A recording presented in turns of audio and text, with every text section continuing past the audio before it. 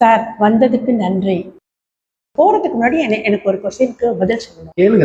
குழந்தைங்களுக்கு செல்லம் கொடுக்குறாங்கல்ல, அது அது உங்க பார்வையில என்ன? குழந்தைகளோட செல்லமா சகோ, இது வேற ஒரு கோணத்துல பார்ப்போமே. நீங்க பெண் குழந்தைகளை வளர்க்கறது ரொம்ப ரொம்ப ரொம்ப ஈஸி சகோ. நீங்க ஒரு வாரம் நானும் கூட பெண் குழந்தைகளை உள்ளே வச்சிருக்கலாம். அதனால எந்த தொந்தரவும் இல்லை. அது தரம் மாறி போயிடும் நம்புறதுன்றது அடுத்த சாப்டர் நான் சொல்ல வர பாருங்க. ஒரு பெண் குழந்தை தேடினாச்சு தாய் தாப்பன் வந்து சாப்பாடு போடும். இப்ப அது நமக்கு இங்க பிரச்சனை இல்லை. அப்போ ஒரு ஆண் குழந்தை இங்க வளர்க்கறது தான் மிகப்பெரிய சேலஞ்சிங்கா இருக்கு. அதை ஒழுங்கா படிக்க வச்சு வேலைக்கு அனுப்பிச்சு கல்யாணம் பண்ணி நாளைக்கு அப்பா அம்மா பார்த்துக்கணும் வைக்கணும்னு நினைக்கிறதுன்றது 100ல் ஒரு 20-30% தான் நடக்குது. மீதெல்லாம் ஒரு பெரிய கேள்விக்குறியா இருக்கு. அப்ப நான் ஒரு ஆராய்ச்சியில் இறங்கினேன். இது எங்க தப்பு நடக்குது. எனக்கு தான் தீர்வு நான் ரொம்ப பிடிக்குமே, தீர்வு நோக்கி வராள் நான். அப்படி இறங்கும் போது எனக்கு கிடைச்ச விஷயம், ஒரு ஆசிரியர் பெருமக்களுக்கு ஸ்கூல்ல பேசும்போது கிடைச்ச விஷயத்த உங்களோட பக்கத்துல பாருங்களா. எந்த குழந்தையெல்லாம் அந்த பாதையில வர மறுக்குதுன்னு எனக்கு ஒரு கேள்வி எழுந்தது. நல்ல பாதையில வர மறுக்குது. அப்போ நீங்க இன்னொரு விஷயத்த புரிஞ்சுக்கணும், ஒரு உளவியல புரிஞ்சுக்கணும். ஒரு தகப்பன் இருக்கிற குழந்தைய நல்லா நோட்டீஸ் பண்ணி பாருங்க. அந்த தகப்பனுக்கு கொஞ்சம்லாம் தெரியாது.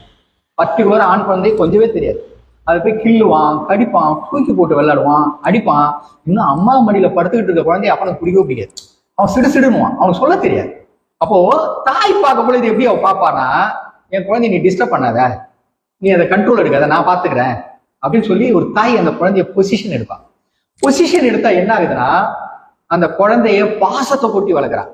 அது ராஜாங்கத்தை தேட மாட்டோம். ராஜாங்கத்தை தேடாத குழந்தை வளராது. அவளால எமோஷனலா உணர்வுகளை அதை வெளிப்படுத்த தெரியல.